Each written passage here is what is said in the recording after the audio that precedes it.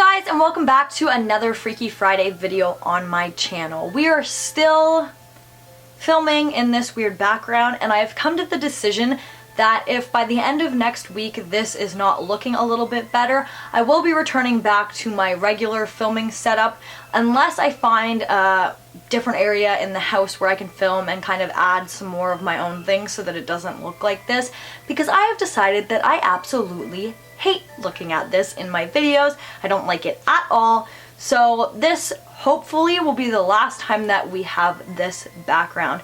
But with that all being said, I have a video today that I'm really excited to share with you guys, so let's get right into it. So today we're going to be talking about the Winchester House, or what is known as the Winchester Mansion. Now I'm sure since the movie came out, a lot of you have heard about this house, but actually until that movie came out, I had no idea what the Winchester House was.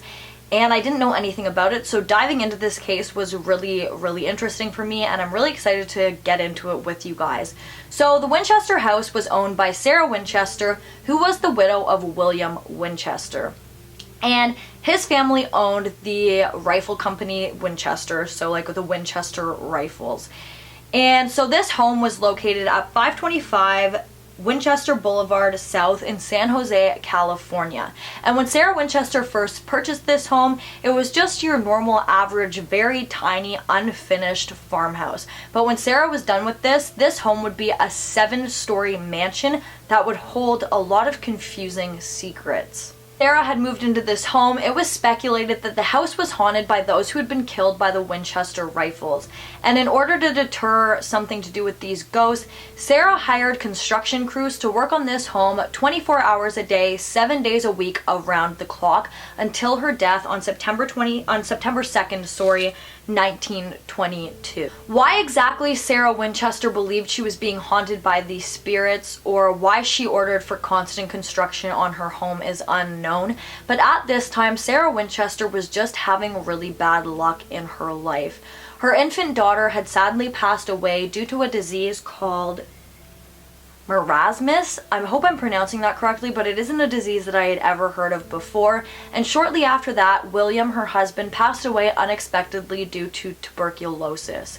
This left Sarah with a very sad, lonely life, but it also left her with around $20 million and 50% of the earnings that came from the Winchester Rifle Company. And she used all of this money to pay for the constant construction on her home. So in 1884, Sarah Winchester purchased this once very small, unfurnished farmhouse, and she eventually built it into a 7-story mansion. But this was not your average mansion. There were no architects that worked on this home. I believe Sarah, like herself, added the rooms and whatever. Like, she would just tell the construction workers, put a room there, put a window there. And this home didn't make a lot of sense. There were a lot of staircases that led nowhere. There were windows that looked just into other rooms or onto walls. There were doors that you opened and there was just walls there. It just didn't make any sense. There were rooms that you would go into and there'd be absolutely nothing in there except a staircase that led nowhere. Just a lot of things that didn't really make a lot of sense. Today, and probably even back then, many people attributed the oddities that were within the Winchester home to Sarah's belief in ghosts. Many people believed that this was Sarah's way of trying to confuse the ghosts who she believed were haunting her house, but other people have speculated that maybe Sarah was getting the building instructions from ghosts.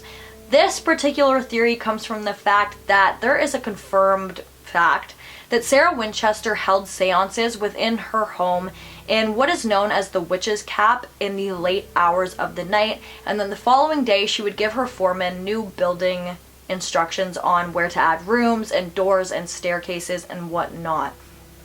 So many people believe that she was receiving those instructions from some kind of spirit. I had no idea just how big this house was until I read the amount of rooms and whatnot that she had within the home. On the day that Sarah passed away, this house was left with 160 rooms, 2,000 doors, 10,000 windows, 47 stairways and fireplaces, 13 bathrooms, and 6 kitchens, all within one house. This home also had multiple elevators, indoor heating, hot water, and I believe central plumbing, which was very, very rare for this time. Most houses didn't have that, and for one house to have all of those things was just really, really rare, especially for a home where a woman lived by herself. It was just super, super out of the ordinary. But again, Sarah had a lot of money, so she had the funds to be able to do this to her home. Something that I came across online, but I couldn't confirm 100%, but still wanted to share with you guys, just in case there was some kind of truth to it, is that after the death of her infant daughter, followed by her husband, Sarah reached out to a medium in hopes of getting some closure in their deaths. But unfortunately, according to this, that is not what happened. When Sarah went to visit the medium, she was contacted by William, who told her that all of their bad luck was coming from the fact that the Winchester fortune was blood money, due to the fact that many people have died at the hands of the Winchester rifles. He told Sarah that she would be seeked out by an evil spirit, and that she would have to build a home for her and all of those who had been killed by the Winchester rifles to live in. And before she left, the medium told her that the construction of this home could not stop, hence why Sarah had these construction workers working all hours of the night, all hours of the day, 24 hours a day, 7 days a week. The construction of this home went on without any breaks for a total of 38 years until September 5th, 1922, when Sarah passed away in her sleep, I believe from a heart attack. And it is said that immediately when the news that Sarah had passed away reached the construction workers, they just all kind of stopped. They put their tools down. They didn't wish to continue with what they were doing. They left some of the nails just kind of protruding out of the walls. They didn't think that they were going to come back to this home, and they didn't wish to continue with the construction. They just left everything that they had been doing and they walked away. And that was when the construction on this home was just completely done. Because can you imagine being a construction worker and working on the same home for 38 years, thinking that you're never going to be done because you're just adding rooms into rooms and windows that look into walls and staircases that lead to nothing and just like useless things over and over again onto this woman's house? There are a few varying theories that surround Sarah Winchester and her strange home that don't have to do with the paranormal, and I'm going to talk about a few of them here. The first one being that Sarah was crazy or mentally ill, and I do have to say that even before entering the theory of paranormal activity, that one was the first one to have ever crossed my mind. In this particular theory, there honestly isn't too much back to it, but I feel like this is probably something that a lot of people who are sane that have come to this home in this case have definitely entertained the thought of. After Sarah had lost her husband and her daughter, she was again left completely alone. She didn't have very many friends, and it was said that after she moved into the Winchester mansion, she was pretty much a recluse. She didn't talk to anybody except the construction workers and her servants and whatnot. She didn't have any friends. She didn't visit with the rest of the Winchester family. She just stayed completely by herself. And so I feel like that, with the sadness of losing her infant daughter and her husband, this could take in a toll on her mental health. This could also tie in with the ghost theory. Maybe she was having some mental health issues and believed that the ghosts were haunting her or coming to get her.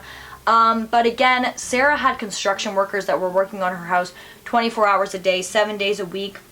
She also had 18 servants and 18 gardeners who she talked to on a daily basis. And besides the fact that she wanted people to be working on her home consistently, there was nothing to suggest to any of these people that Sarah was not sound of mind. She seemed completely normal, besides the fact that she wanted that construction to continue all the time. Another theory that has been brought to light that is not one that I fully understand is that Sarah's home was some kind of inspiration by Francis Bacon, and that her home was some kind of encrypted puzzle that was inspired by Francis Bacon. This theory goes that Sarah Winchester was possibly a member of some kind of secret society, likely the Freemasons or the hold on, I just gotta look at my phone for this one. The Rosicrucian.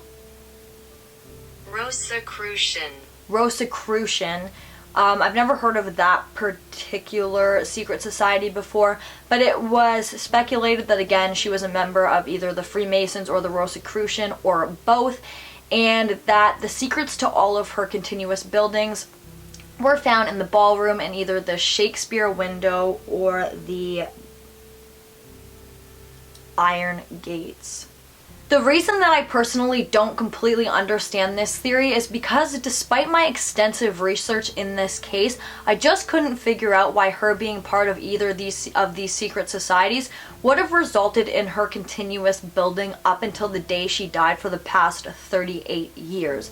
But if you have more insight or you know why this could have resulted in her continuous building, please let us know in the comments down below, and I will pin your comments so that everybody else can see it. In 1907, a very, very bad earthquake hit the Bay Area and it completely tore off the top 3 layers of the Winchester home.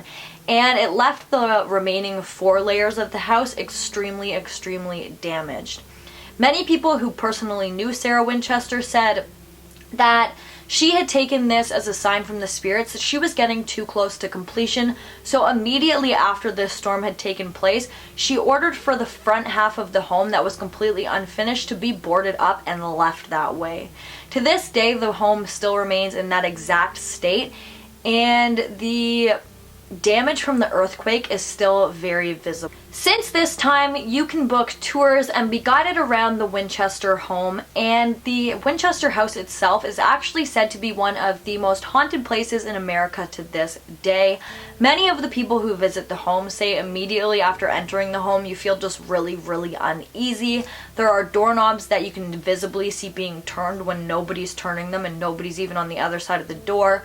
You can hear footsteps overhead when nobody's walking around above you. A lot of the tour guides have really creepy, unsettling stories about when they were in the home by themselves.